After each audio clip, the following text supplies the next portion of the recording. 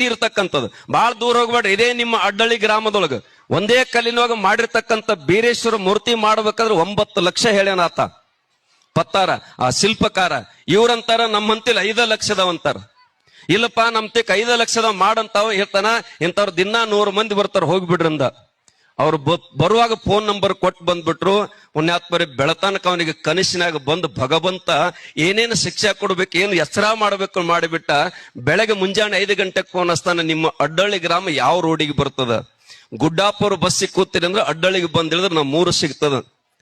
9 ಗಂಟೆಗೆ ಬಂದ ಪುಣ್ಯಾತ್ಮರೇ 9 ಲಕ್ಷದಾಗ 1 ರೂಪಾಯಿ ಕಡಿಮೆ ಇಲ್ಲ ಅಂತಕ್ಕಂಥ ವ್ಯಕ್ತಿ 5 ಲಕ್ಷ ರೂಪಾಯಿ ಕೊಡ್ರಿ ನಿಮ್ ಮೂರ್ತಿ ಮಾಡಿ ಕೊಡ್ತಾನೆ ಅಂತಕ್ಕಂಥ ಮಾತಾಡಿ ಇವತ್ತಿಗೆ ಕೂಡ ಸಿದ್ಧಾಟಿಗೆ ಭಂಡಾರದಾಗ ನಡೆದಾವ್.